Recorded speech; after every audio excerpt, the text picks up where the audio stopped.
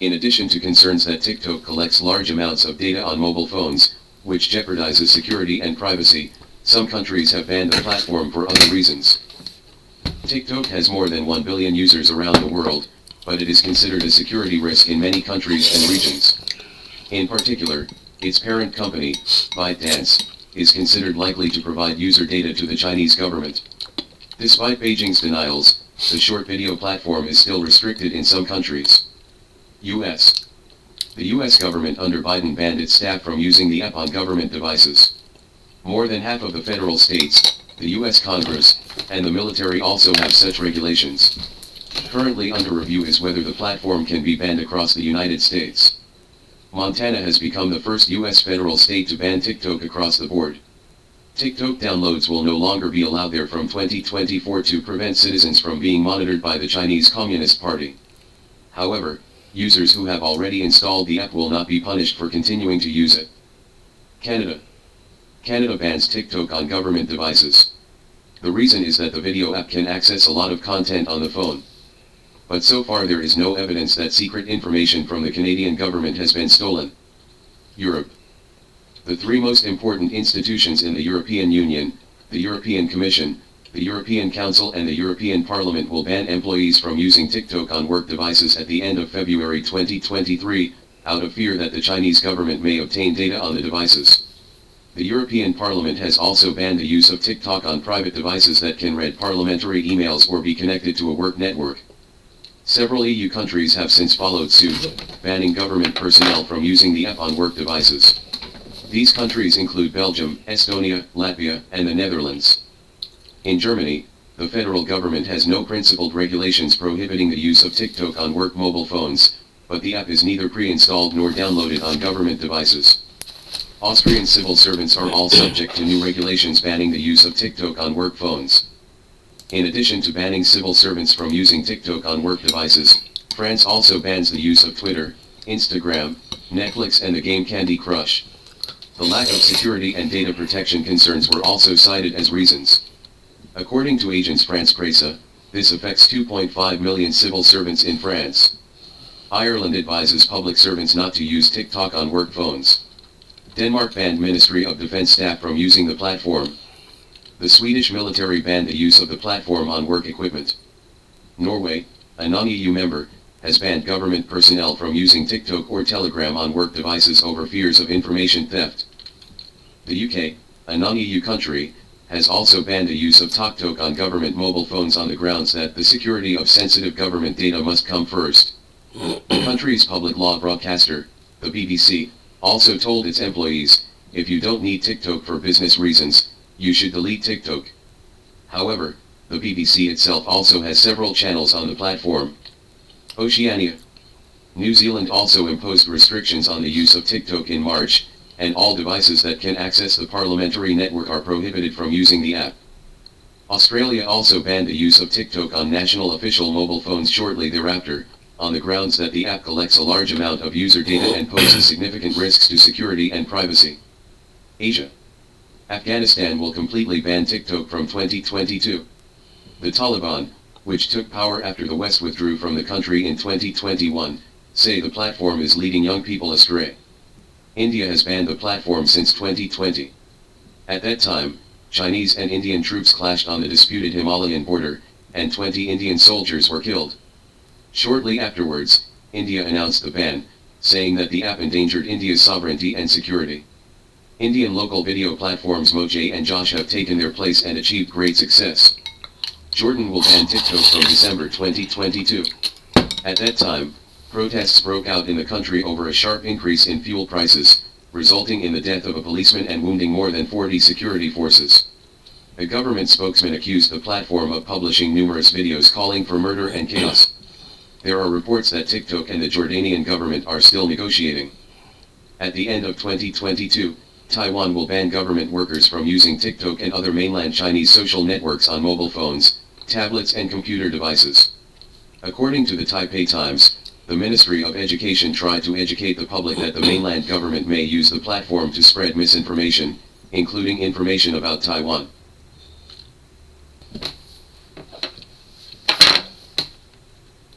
Mr. Li Rugang of CMC, Chinese culture is simply a treasure trove, or in other words, a 30-year history of entertainment capital development.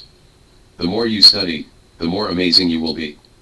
You discovered that in China's media and entertainment circles, there actually exists an all-encompassing Li Rugang universe. If you push forward, you will find that major domestic entertainment and cultural events, famous domestic media platforms, many famous domestic stars, actors, photographers, talk show artists, are almost all related to him. A few days ago, CMC has been disregarding its relationship with Xiaoqiu culture. It doesn't matter. We must be serious when we conduct research, and don't miss any clues. After checking, you will find that the core team of Xiaoqiu culture is actually related to Li Rugang. Mr. is inextricably linked. For example, Li Dan, the founder of Xiaoqiu culture, in 2012, Li Dan's first career was to participate in Dragon TV's 80s Tonight talk show. Ye Fen, the nominal boss of Xiaoqiu, was also in 2006 joining Dragon TV. He is also the founder and chief director of the talk show Post ADS Tonight, Remember Dragon TV. And Mr. Li Rugang, after graduating in 1994, worked in Shanghai radio and television station. From 2001 to 2002, Li Rugang went to Columbia University as a visiting scholar. President, SMG, founded China Media Investment Fund, CMC, in 2010, and controlled the former state-owned Star TV. From September 2010 to July 2011, he served as the director of Shanghai Radio and Television Station and the president of Shanghai Oriental Media Group Co., Ltd. In 2015, he served as the chairman of Oriental Pearl New Media, Best TV. In the same year, Li Rugang became the executive committee member of the Chinese Football Association. In 2016, Li Rugang became the vice chairman of the board of directors of Hong Kong Radio and Television Co., Ltd. Some people may not understand the relationship between SMG, Shanghai Radio and Television Station, and Dongfang Satellite TV. In fact, to put it bluntly, they are one family. SMG, Shanghai Oriental Media Group Co., Limited, funded and established by Shanghai Radio and Television Station, was formed by the new round of reform of the former SMG Shanghai Media Group at the end of 2009, implementing the separation of business and enterprise reorganization. Dongfang Satellite TV is a TV channel under their banner. Looking at Li Rugang's industrial layout, you will find that today's CMC in China is simply a giant and an octopus, controlling everything from film and television entertainment, news media, to internet technology, self-media platforms, and daily life. Grocery delivery, catering services, everything about financial big data. What's even more remarkable is that on April 18, 2017, the China Media Industry Investment Fund led by Li Rugang announced that it would take a stake in the world's largest brokerage company, CAA of the United States. Li Rugang is a major shareholder and director of CAA. CAA's contracted Chinese film and television celebrities include Zhao Wei, Wu Yufan, Li Xiaolu, Feng Xiaogang, and the famous Chinese insulting photographer Chen Man. She is also a contracted photographer of CAA. Everyone still remembers her at or at from the underworld. Remember when she insulted the young pioneers? Do you still remember Marvel's garbage movie Shang-Chi? Starring Lu Simu, who is also an artist under CAA. By the way, in 2017, Ms. Chen Man was also selected for the list of young global leaders. It's really interesting, young global leaders seem to have always been related to them. Note, all information comes from public information, everyone is welcome to investigate and verify. The scammers say if we don't continue to scam, we will run out of funds as early as June 1st. And now there is only 1 week left until June 1st, the Children's Day, which makes the children very excited. I asked my kids. There is such a person who asked you to borrow 115 yuan for the first time, saying that the upper limit of his loan is 115 yuan, so you can rest assured that he will definitely repay you with interest. Then after a few days, when the money is gone, he will tell you again, first pay you some interest, and then you can lend him some money. This time the upper limit is 150 yuan, or you can rest assured that he will definitely pay you back. This carries a profit. In this way, every time it is time to pay back the money, I will continue to ask you to borrow, and say that I have to raise the upper limit, and now I owe you 314,000. Do you think this person is a liar? Do you believe he will pay you back? My child immediately replied, that man is a liar, a big liar, whoever wants to lend him money is really a big fool. This is the case in the United States. The current debt scale of the United States has reached 31.4 trillion US dollars. His own debt ceiling has been adjusted hundreds of times. Compared with the original debt ceiling of 11.5 billion US dollars in 1917, it has been fully inflated by more than 2,000 times. Since 1960, the US has raised its debt ceiling 78 times, an average of one every 9 months. Raising the debt ceiling to delay defaults is, in essence, delaying defaults with defaults. I have lent you 31.4 trillion yuan, but you can't pay it back. You just say that you can pay it back by raising the loan limit, and you want to borrow another billion. Isn't this a fraudulent breach of contract? But the strange thing is that no one said he was a liar. Almost all the voices on the internet are saying that US national debt is the best way to maintain and increase its value, so many people buy US national debt. I seem to hear in the emperor's new clothes, how beautiful they look. How they fit. All the people said, what a beautiful pattern. What bright colors. That's a gorgeous set clothing. This was originally just a fairy tale, but it is so real. The astronomical national debt of 31.4 trillion US dollars is expected to be 640 billion US dollars in interest payments in 2023. The $640 billion in interest is mainly to repay old debts, not including multiple violent interest rate hikes. If all of these are counted, the actual interest paid may exceed 1 trillion US dollars. Data show that in 2022, the US fiscal expenditure is estimated to be 9.37 trillion US dollars, and the revenue is about 7.98 trillion US dollars. Last year, the deficit was 1.39 trillion US dollars. In the absence of new growth points in economic development, the annual deficit will only increase and not decrease. How long will the US debt, the world's largest Ponzi scheme, last? I believe that everyone should understand what a Ponzi scheme is. Over the past few decades, pyramid schemes and illegal fundraising have suffered many Chinese people. They use the money of new investors to pay interest and short-term returns to old investors in order to make money. Illusion, and then defraud more investment. How big this scam is, depends on how successful the brainwashing is. In folk pyramid schemes and illegal fundraising, it's nothing more than playing chicken blood and drawing big cakes. Under the crackdown of the people's struggle and the law, it is generally difficult for these fraudulent gangs to make a big plate. The essence of US national debt is also the same. Every time the Federal Reserve fraud gang raises interest rates, it will give investors blood. There is no way to repay their huge national debts with fiscal revenue. Not only is there no way to repay them, but it also requires huge expenditures to maintain the operation of the huge machine that oppresses the world. Instead of believing that the United States said that he will be responsible for this huge national debt, it is better to believe that a sow will climb a tree. But the United States controls the power of public opinion all over the world. In the art of war, it is said, attacking the mind is the top priority, and attacking the city is the bottom. The highest state of playing with US debt is to play with confidence. He sent messages to people all over the world through the media and economic analysts in captivity around the world, making people believe that the United States is currently the world's largest, the current debt is safe, and whether it will be safe in the future has nothing to do with the present. The so-called confidence should be equal to strength. In the United States, where everything can be made into financial products, confidence is naturally highly leveraged. With 1 point of strength, they must be able to show 100% confidence. Apple, with a net worth of tens of billions, has achieved a market value of 2.74 trillion US dollars after listing and hype, surpassing the GDP of most developed countries, such as Italy, Canada, South Korea, Australia, Spain, etc. How terrifying this bubble is. People who speculate in stocks should understand that the greater the leverage, the less they will be able to experience fluctuations, and one failure can wipe out 10 successes.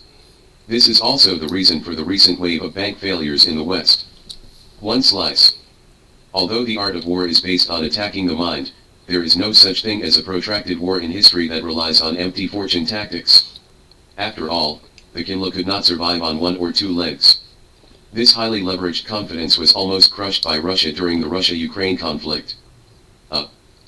There is only 1 week until June 1st, and the struggle between the two parties in the United States will become more and more intense in the future. The mobile phone screens of the people who eat melons and watch movies are full of news about the struggle for the U.S. debt ceiling. But we must understand that the Republican Party's blocking of the Democratic Party's proposal to raise the debt ceiling is not abandoning prostitution and doing good, just to cheat the money so that they can get more points. Therefore, it is foreseeable that the debt ceiling proposal will be passed, but the Democrats will be slaughtered by the Republicans this time. We don't have to hope that the Republican Party can expose the Democrats' deception. Only real de-dollarization. For us, the U.S. debt crisis is not our crisis. The danger of liars is the opportunity of the people. In the same way, the opportunities of liars must be our dangers. Our danger lies in these two pieces of news. One, in 2022, a wealthy Jewish businessman, Cai Wen-shen, declared that he would renounce his American and Canadian citizenships, and with tens of billions of dollars of huge sums of money, he would become a Chinese citizen. Pride. 2. The 16 trillion European giant announced, withdraw from the United States and transfer to China.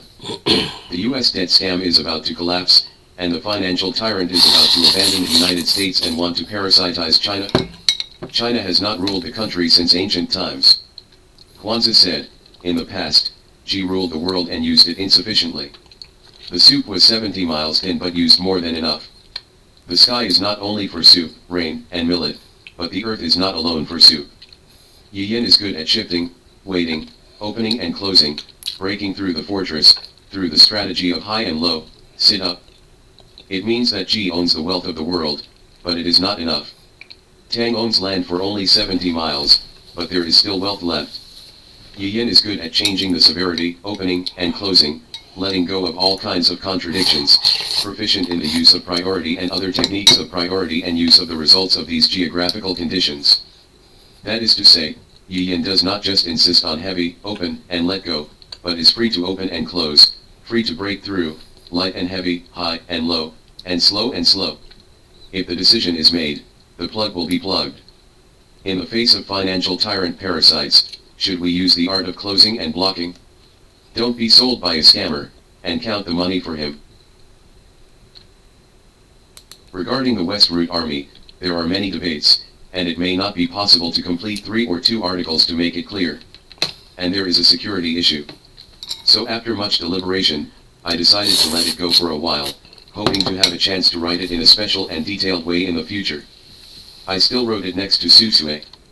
In order to make it easier to understand, and for the integrity of the whole article, this article first briefly describes the background of the West Route Army as much as possible. 2. According to the general narrative, it seems that the Central Red Army has found a place to stay and a base for revolutionary development when it reaches northern Shaanxi, but this is far from the truth. Going to northern Shaanxi is just a temporary breathing space, that's all. Judging from the situation at the time, if there were no special circumstances, it would have been impossible to stay. First of all, the barren and poor people in northern Shaanxi could not support so many Red Army, then there was the military threat from Chiang Kai-shek. The Red Army has retreated to a corner, lacking strategic space, and its own strength is too weak. If the old Jiang soldiers come to attack, there is no way to deal with it. Therefore, the first thing the central government considers after settling in northern Shaanxi is the way out. According to General Cheng Zihua's recollection, at that time, there were several opinions, all of which were that they did not want to give up the territory they had obtained, and they all wanted to use northern Shaanxi as the basis and then develop outwards, so as to obtain greater strategic maneuvering space. The difference is, in which direction. One kind of opinion is that according to the previous thinking, we should develop to the western regions such as Ningxia and Gansu where the enemy's strength is relatively weak. Another opinion is that it should develop northward, send troops to Suiwen, Inner Mongolia, Shahar and other places, and move closer to the Mongolian People's Republic in order to obtain international assistance. But the great man believes that the above 2 directions are not suitable, but should develop eastward. Cross the Yellow River to the east, fight to Shaanxi to open up the Liangshan base area, and then go further to the anti-Japanese front line through Hebei or Shahar, thus combining the civil war with the national anti-Japanese war. Although the Red Army's eastern expedition did not finally achieve the expected results in view of the general environment at the time, it must be said that the great man's thinking was indeed extraordinary. He grasped the key point from the beginning, combining the Civil War with the National War of Resistance against Japan. At that time, anti-Japanese was the general trend, and the establishment of an anti-Japanese united front was not only a major event that benefited the country and the nation, but also an extremely important opportunity for the Red Army to survive.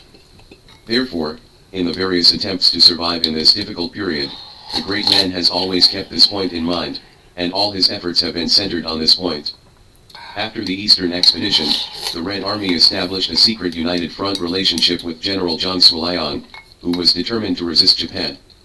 It is hoped that by taking advantage of the opportunity when Chiang was involved in the Guangdong and Guangxi incidents and the Northwest was relatively empty, the Red Army would cooperate with the Northeast Army to penetrate the Soviet Union, send troops to Suiyuan, establish a Northwest National Defense Government, and create an anti-Japanese situation in the Northwest. Then on this basis, Zhang was forced to resist Japan. Therefore, the general task during this period is, unite internal forces, unite friendly forces, smash Chiang Kai-shek's plan to destroy the Communist Party, first create a situation of resistance against Japan in the Northwest, so as to force Chiang to resist Japan, stop the Civil War, form a national anti-Japanese national united front, and mobilize all forces to defeat Japan, the purpose of imperialism. Later, the Guangdong incident was quickly resolved, and Lao Zhang drew his sword to point to the Northwest again, and the northern Shaanxi Soviet area fell into tremendous military pressure again. How to deal with it? Just like a person who is cornered can only punch, kick, and struggle desperately, the same is true at this time when the central government and the great man are in extreme anxiety. Basically they have to try all the methods they can think of. This includes a large-scale united front work, that is, the senior leaders of our party and army use their old relationships or influence to write letters to the senior KMT senior leaders, hoping to use this to influence Chiang Kai-shek and make him give up the encirclement and suppression of the Red Army. In hindsight, that was impossible. With the wisdom of a great man and his understanding of Lao Zhang, it is impossible to really have much hope for this matter, but under heavy pressure, the urgency and instinct of survival make people have no calm attitude to judge and choose. Gotta try too. What if there is a miracle? Just try, but don't rely on miracles to happen. So at that time, the great man mainly considered and planned from a practical point of view. This kind of practical consideration is mainly two problems. One is to strive for the 2nd and 4th Front armies to join forces in the north as soon as possible to strengthen the strength of the Red Army, but the strength is still far from enough, so the other most urgent thing is to arrange a retreat as soon as possible. Northern Shaanxi couldn't wait any longer. The situation is highly probable in fact and logic, so I went to Ningxia to get through the big brother of the Soviet Union. One can solve the problem of strategic backlash, and the other can obtain material assistance. As the soldiers of Chiang Kai-shek's Central Army on the southern front line pressed the border, this so-called Ningxia campaign plan had to be put on the agenda as soon as possible. It is not easy to carry out this plan.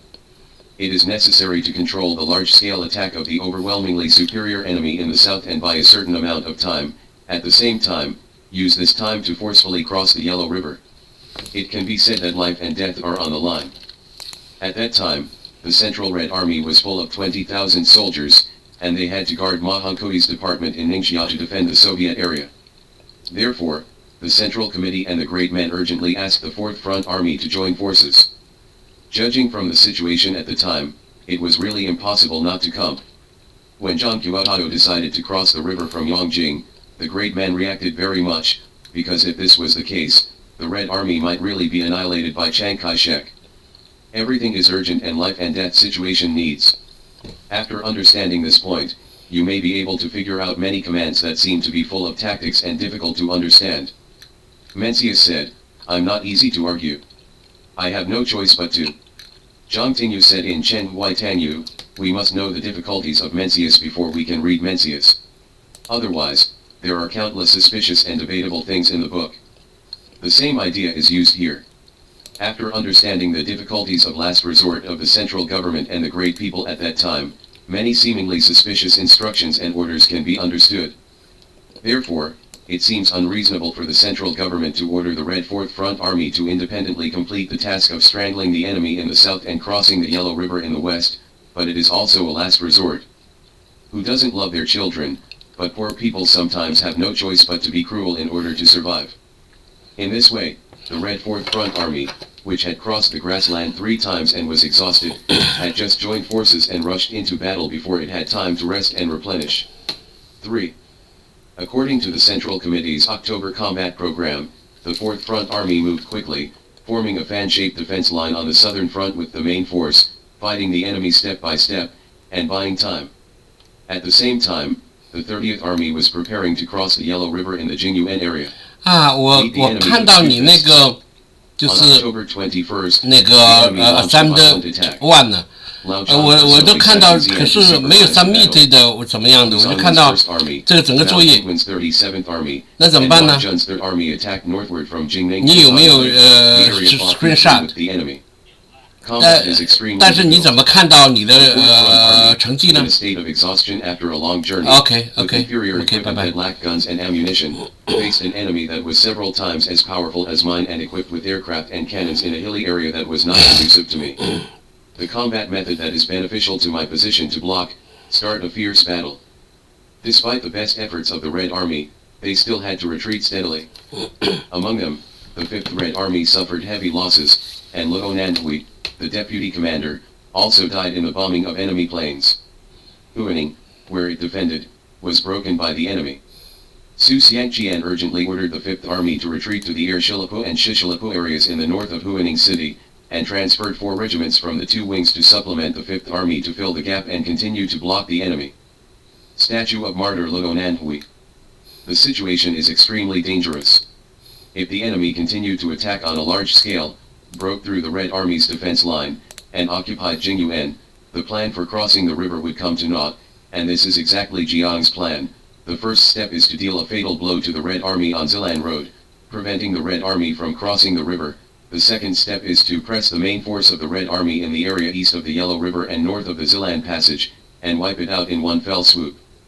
This critical situation also made the great man extremely nervous, so there were constant changes and repetitions in the specific distribution of troops and combat plans. From October 11th, when the central government issued the October combat program and before the enemy launched a formal attack, the great man was extremely nervous about the 30th Army's preparations for crossing the river because of Jiang's battle plan disclosed by Zhang Suliang, calling to urge. Now that the situation is more severe than expected, it is urgent to cross the river. According to the judgment of the enemy on the southern front, the Central Committee ordered the 4th Army to use 2 armies to cross the river and control the west coast of the river, use 3 armies to resist the southern enemy. According to this order, Zhu Zhang made a specific deployment. The 30th Army crossed the river first, and the 9th Army followed up. If the crossing failed and the southern enemy rushed in, the 9th Army would cooperate with the southern front troops to attack the enemy. This is actually flexible. Whether or not the 9 armies cross the river depends on the actual situation. The purpose is to optimize the allocation of limited troops in a tense battle situation, and move the weight at any time to achieve as much balance as possible. The same is true for the repeated changes of the great men on this issue. In view of the actual difficulties, Su Chen at the front suggested to the military commission and Zhu Zhang, in order to open up the battle situation in Hexi, the 4th Army should cross the river with at least 3 main armies, reject the enemy from Lanzhou in the south, and enter a mountain and Wufo temple in the north. Control the Yongdeng and Hengqinzi areas in the west, so as to effectively support the 1st Army's crossing operation. To resist the mission of the southern enemy, please draw some forces from the brother troops to assist the 4th Army to complete. Not approved. It is understandable for him to have 3 armies, but it is even more difficult here. On the 23rd, the 30th Army tried to cross the river, but failed. On the 24th, after weighing the balance, the great man called Peng Dihui again. The 30th Army quickly crossed the river to control the west bank. The 9th Army planned not to cross the river for the time being, and then marched north to the Haijing line for defense. Is the main force of the 4th and 5th Armies sufficient? The 2nd Army must prepare to transfer to the Haigo line for defense if necessary in the future. Whether the terrain conditions along the Gulong Haijing line and its south are conducive to the enemy's attack or our defense will be discussed soon. On the night of the 24th, the 30th Army tried again and succeeded in crossing the river at Habeaka. On the 25th, Peng Dihui called the great man to report the news that the 30th Army had successfully crossed the river, and that the 9th Army would follow up to cross the river. As for the suggestion that the great man's 9th Army should not cross the river temporarily, Peng suggested. The main force of the 4th Army crossed the river with 3 armies, and 2 armies fought against the enemy in Huining. On the same day, Zhu De, Zhang Qiuhao, and Peng Dehui jointly called the central government and the Great Man, in view of the success of crossing the river, suggesting that the main force of the 4 fronts cross the river quickly, seize Yishan, Yongden, and Gulang areas, and gain a firm foothold on the west bank of the Yellow River. On the same day, the Great Man called back, meaning that we should still focus on defeating the southern enemy. The first step should focus on defeating the enemy in the south, the second step should focus on going north. It is necessary for the 4th Front Army to use an army other than the 9th Army to cross the river with the 30th Army, and then extend to the direction of Zhongwei, and use one army to capture the Dingyuan camp. In other words, at this time, it is still the plan of the whole army to cross the river, and they want to find the best balance of troops as much as possible. Troops are limited. The reason why the Great Man proposed that an army other than the 9th Army cross the river was because the 9th Army was the strongest among the troops blocking the enemy at that time. It is refined to the specific strength value, which shows how difficult it was at that time. I think there is only one army in Hexi for the time being. If you think one is not enough, the 9th Army must also go. In this way, the strong 9th Army will not go in the middle, and the other armies will go one. That's it. Poor people have to count every bit of their life. At this moment, the 9th Red Army had marched to the Yellow River after the 30th Army, and was about to cross the river. After receiving an order from the central government, they had to stand by the river. Su Chen didn't quite understand the central government's intentions, but the situation was urgent and he couldn't waste time, so he used this time to arrange for the Front Army headquarters and directly subordinate teams to cross the river first. In this way, Su Xianqian and Chen Changhao crossed the Yellow River and separated from the Red Army headquarters of Zhu De and Zhang Qiuhao. On October 26, the situation changed again. The southern part of Huzhong launched a fierce attack on the Red Army. The defensive 4th, 5th, and 31st Armies could not resist and retreated steadily. At this time, should we strengthen the blocking force or strengthen the crossing force? If you can withstand it in the end, strengthen your blocking force in order to gain more room for maneuver. If you can't withstand it, then strengthen your force across the river, in order to have enough troops to quickly open up the situation on the other side, so that the entire army can move forward as much as possible. Cross the river quickly. And if the troops crossing the river are strengthened, the blocking troops here will be even more insufficient. How long can it last? Can the main force of the Red Army cross the river if it reaches the opposite bank to open the situation? Without strengthening the troops crossing the river, the situation cannot be opened there, and it is impossible for this side to cross the river. In short, the troops are extremely insufficient, stretched left and right, and extremely difficult. And the enemy situation is changing rapidly. Therefore, the orders that seem to be changing and not fixed are actually walking a tightrope, and they are constantly moving the weight under extreme pressure. Balance, balance, balance of power, how difficult it is. So late at night, the central government called and instructed the 9th Army to cross the river. After Armies A, 30th Army, and 9th Army cross the river, the 30th Army can occupy Yongden, and the 9th Army must forcibly occupy the hub area north of Hongshui and prepare to attack Dingyuan camp. This is a very important move. After 2 or 3 days, if it is true that the Hu enemy has no intention of going north, it will not be too late to cross the river with an army. At present, the enemy in Shundan village should use the means of defeating, and the means of fighting alone are not enough. According to this order, Zhu De and Zhang Qiuhao instructed Su Chen. Mao and Zhou ordered the current focus of operations to focus on defeating the southern enemy and stop pursuing them. All our ministries should follow this instruction.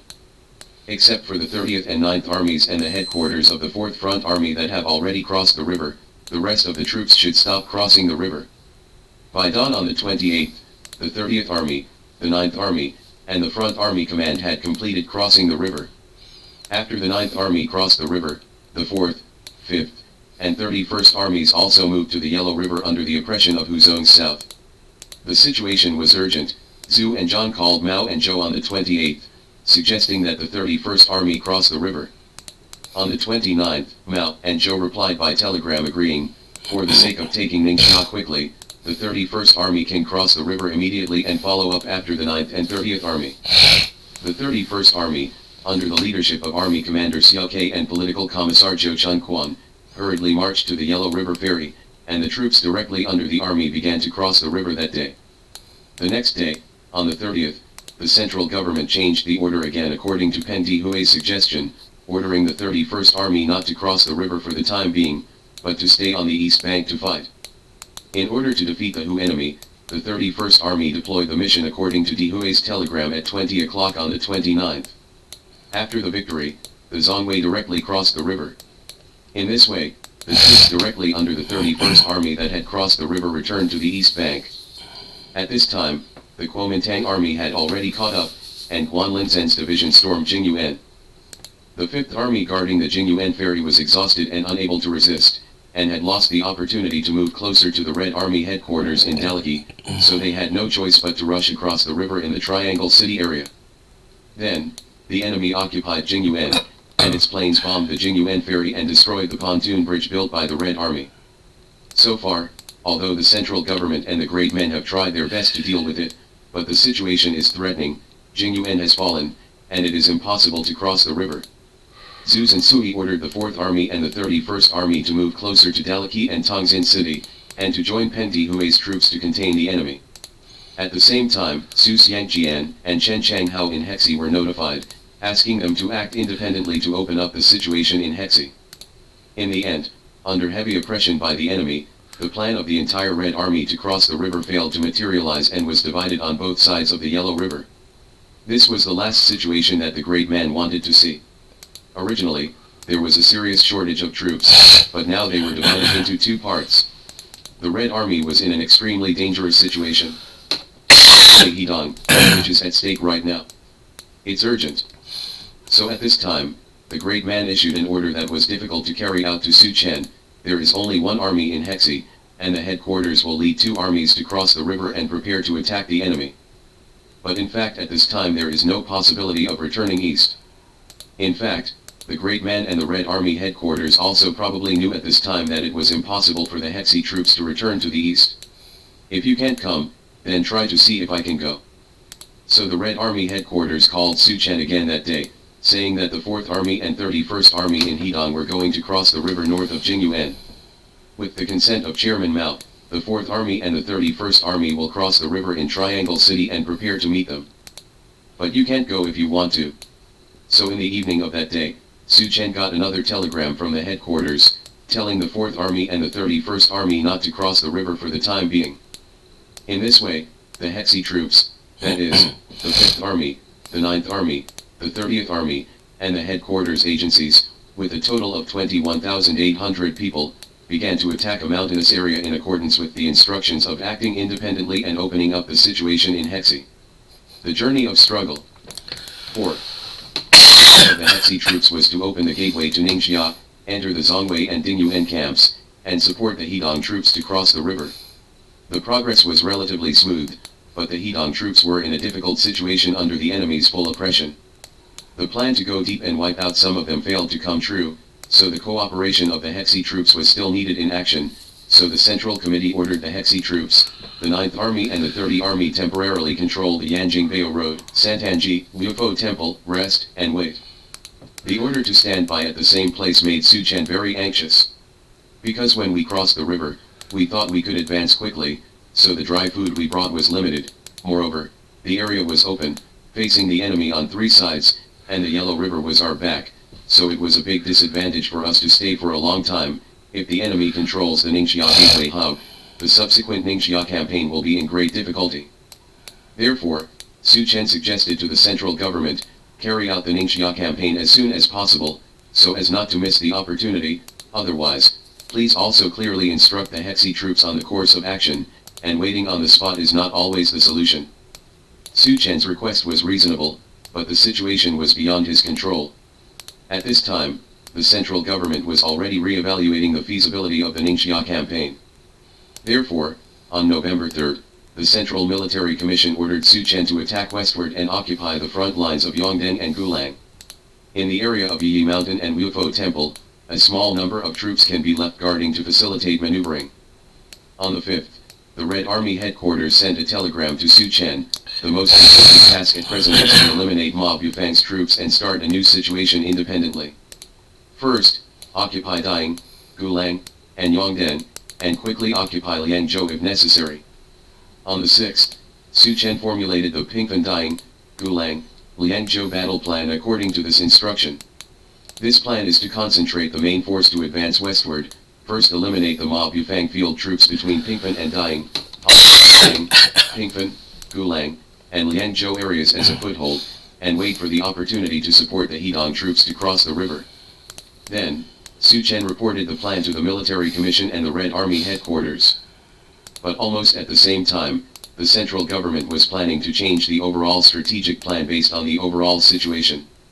On November 8, the Military Commission decided to abandon the Ningxia campaign plan and proposed a new battle plan. The general idea is to develop in the southeast direction and expand the Soviet area to southern Shaanxi as much as possible.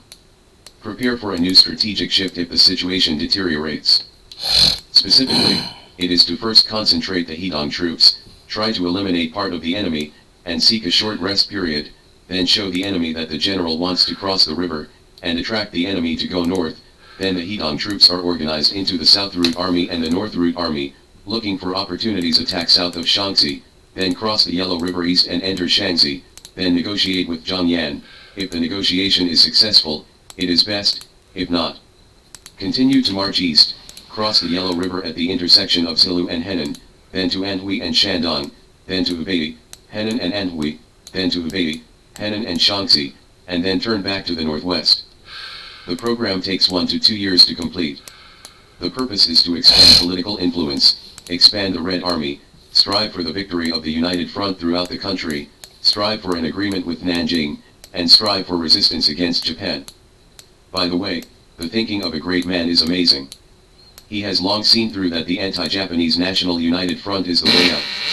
Therefore, all changes remain the same, with thousands of turns, and closely related to the theme. Now we are all forced to go on another long march, but we have made a big circle in the plan and finally fought for the United Front. As Su Sui said, this is a fundamental strategic change. Not only did the plan for the Ningxia campaign be abandoned, but the entire policy and deployment that first caused the anti-Japanese situation in the northwest were changed. However, out of the need for absolute secrecy and political propaganda, only Zhu De, Zhang Qiuhao, Peng Dehui, He Long, and Ren Bishi were notified of this plan formulated by Jiang Wenquan, Mao Zedong, Zhou Enlai, Bogu, and Lin Yuying. Only these 10 people know, and none of the commanders at all levels in Hedong and Hexi know. In this way, the Hedong troops are already planning a major transfer, while the Hexi troops are still considering opening up the international route and the anti-Japanese situation in the northwest. Afterwards, with the changes in the situation and the profound ideological impact caused by the Zhang Qiuhao issue, the Hexi Red Army probably has been in a state of having to cooperate with the overall situation of Hedong, but they are not clear about the specific situation. In this way, misunderstandings, doubts, disputes, poor communication, disharmony in command, objective last resort for survival, and huge pressure from the general environment made the West Route Army a special existence in a special period. According to the new combat plan, the Red Army in Hedong will be transferred greatly, and the Red Army in Hexi will be temporarily isolated in Hexi. Therefore, the central government proposed for the first time in this plan, Su Chen's troops will form the West Route Army, with the task of establishing a base in Hexi and directly opening up distant places.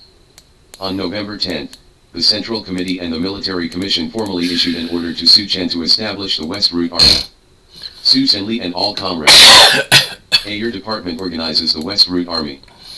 B. Organize the political committee of the West Route Army, military, according to the list you proposed, with Chang Hao as the chairman and Xiang Jiang as the vice chairman, to manage military, political, and party affairs in a unified manner. The general headquarters of the C and 4th Front Armies was temporarily changed to the general headquarters of the West Route Army, and its organization remained unchanged.